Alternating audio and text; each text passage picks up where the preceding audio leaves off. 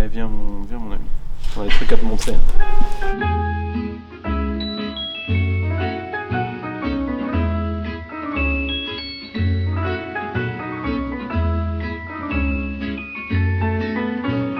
Donc Jean, tu me disais que toi, tu es de la distillerie, enfin tu as repris le domaine depuis à peu près 10 ans. Oui, ben voilà, moi ça fait 2011, depuis 2011 que j'ai repris à la suite de mon père. Donc Jean-Luc Pasquet, c'est la marque, Jean-Luc, c'est mon père. Et donc toi, Amy, tu me disais que tu étais prof à l'université de Bordeaux. Oui. Et tu as rejoint Jean pour travailler en binôme sur l'exploitation.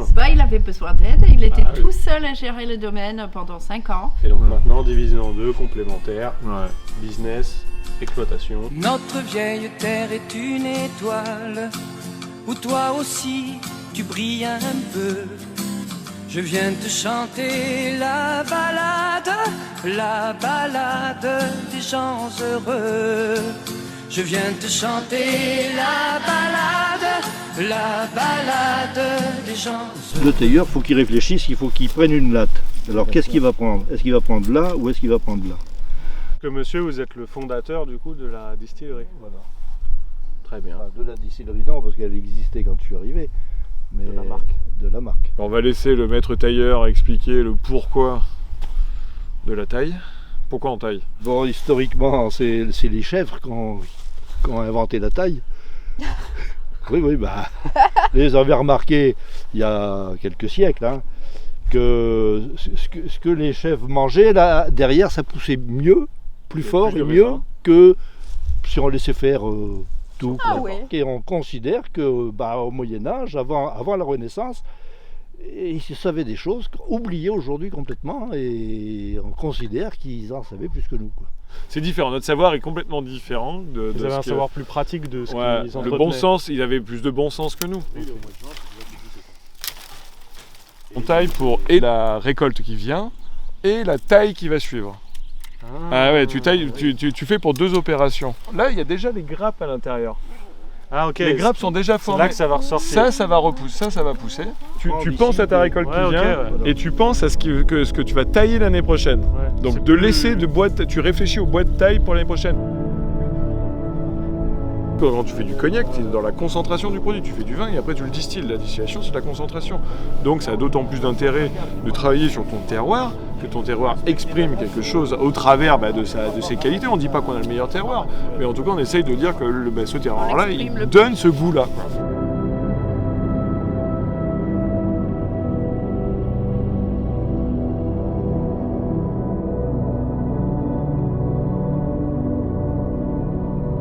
Bon, on était dans les vignes, on a regardé comment ça se passait pour faire pousser, le côté biologique, tout le sol, la taille.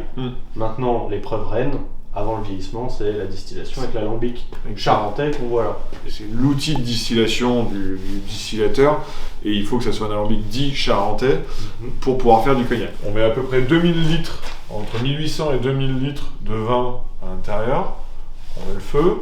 Les vapeurs d'alcool vont commencer à démarrer avant que l'eau commence à s'évaporer. C'est le principe de la distillation, c'est séparer l'alcool et les arômes de l'eau et des minéraux. Donc ça s'évapore, ça passe dans le chapiteau, ça passe dans le col de cygne. C'est toujours à l'état de vapeur quand ça arrive dans la pipe de refroidissement. Et au fur et à mesure, donc il y a un serpentin à l'intérieur, et ça se condense et ça se transforme en liquide, en alcool. Je vous propose qu'on aille manger un petit bout. Carrément. Spécialité de la région, on va Tout à préparer fait. ça ensemble. Ça sera un gros repas.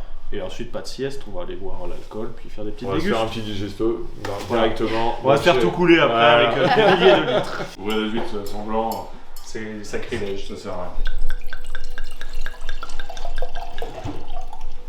Tiens. Merci. Alors ça c'est top. Ah ouais. Ah oui.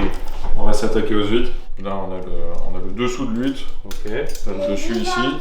Et on vient chercher en fait, il y a un petit nerf ici, il faut trouver en fait, il faut arriver à rentrer par là sur le côté de la coquille. Et hop. Pas beau ça.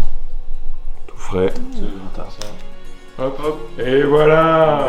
Dépucelé de l'ouverture des huîtres. Magnifique. À force de briser dans mes mains des guitares, des scènes violentes sous des lumières bizarres. À force de forcer ma force à cet effort, pour faire bouger mes doigts, pour faire vibrer mon corps. À force de laisser la sueur brûler mes yeux, à force de crier mon amour jusqu'aux cieux, à force de jeter mon cœur dans un micro, portant les projecteurs comme une croix dans le dos, j'ai oublié de vivre,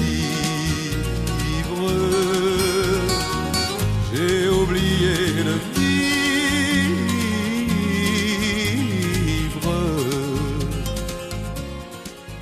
Bon allez, on va goûter un peu l'agneau. Merci chef.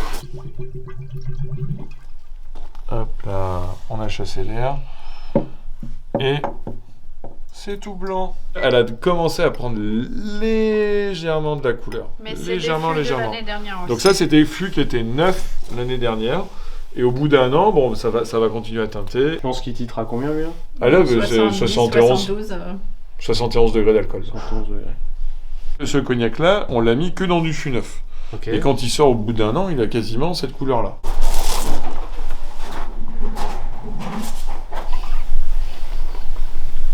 Là, on a 10 degrés de moins quand même. On le sent, ouais. Ouais. Ça se sent tout de suite. Ouais, ça, on en boirait plus. Ça. 1957. Année hyper rare. Très belle année. Hein. Très très belle année. Ça se voit déjà que c'est une belle année. Très très belle année.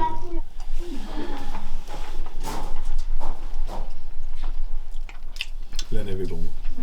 L'année était sympathique.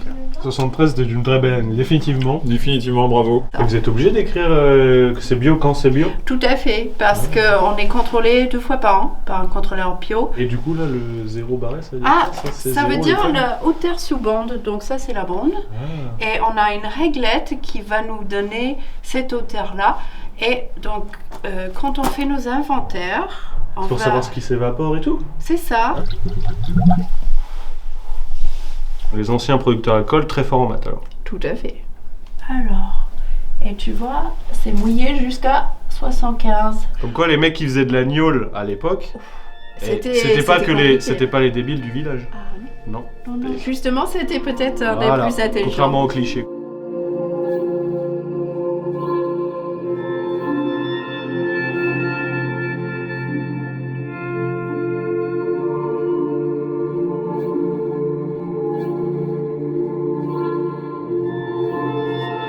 Toi, c'est ton père qui a lancé la marque, Ouais. la distillerie était préexistante. En 70, il devient viticulteur, Et il est vraiment tombé du jour au lendemain. Quoi. amoureux du métier. Par la suite, il a décidé, il dit moi je prends mon destin en main, je crée la marque Cognac Pasquier, je vais vendre mon produit moi-même.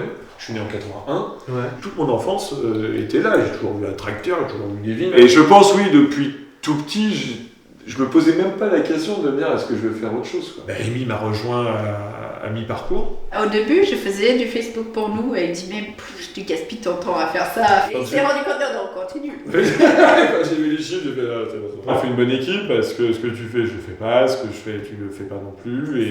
Et est-ce que vous avez une vraie volonté, parce que vous avez 3 enfants du coup, une vraie volonté de transmission, ou vous les laisserez faire ce qu'ils ont envie, quoi qu'il arrive? Tu peux pas faire ce métier si t'as pas envie. Passion. Ça, c'est, On voit d'autres viticulteurs dans la région qui reprennent ça pour des raisons financières ou obligations familiales. Et ça se voit dans leur façon de faire. Il y a une marque derrière, ce que je veux dire, tu portes un produit jusqu'au bout, enfin c'est un métier là, c'est hyper complet. On fait en sorte que s'ils veulent reprendre, il y aura quelque chose, a priori si tout va bien, de sympa à reprendre. Si ça les intéresse pas, ça les intéresse pas, on va pas les forcer. On ne peut pas les obliger à faire ça. On espère toujours que ça va perdurer, qu'on va transmettre.